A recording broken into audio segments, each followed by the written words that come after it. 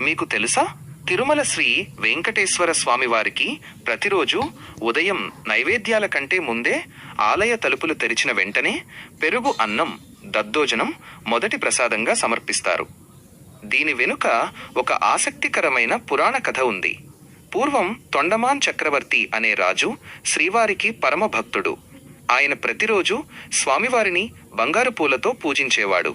కానీ ఆయన కంటే ముందే ఎవరో మట్టి పూలతో పూజ చేసినట్లు రోజూ కనిపించేది. రాజుగారు ఆరా తీయగా కురువరై అనే ఒక పేద కుమ్మరి భక్తుడు రోజు స్వామివారిని మనస్ఫూర్తిగా తలచుకుంటూ తను చేసే మట్టి పూలనే సమర్పిస్తున్నాడని తెలిసింది. ఆ కుమ్మరి ఎంతో పేదవాడు. స్వామివారికి గొప్ప నైవేద్యాలు పెట్టే స్తోమత లేక తను తినే సాధారణమైన చద్ది అన్నం లేదా పెరుగు అన్నాన్ని అత్యంత భక్తితో నివేదించేవాడు.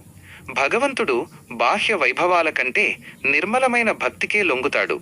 అందుకే రాజుగారి బంగారు పూల కంటే ఆ కుమ్మరి సమర్పించిన మట్టి పూలను, పెరుగు అన్నాన్ని స్వామివారు ఎంతో ప్రీతితో స్వీకరించారు. ఆ అమాయక భక్తుడి నిష్కల్మషమైన భక్తికి గుర్తుగా ఇప్పటికీ తిరుమలలో ఉదయాన్నే అన్ని నైవేద్యాల కంటే ముందుగా కుండలో ఉంచిన పెరుగు అన్నాన్ని స్వామివారికి మొదటి ప్రసాదంగా సమర్పిస్తారు.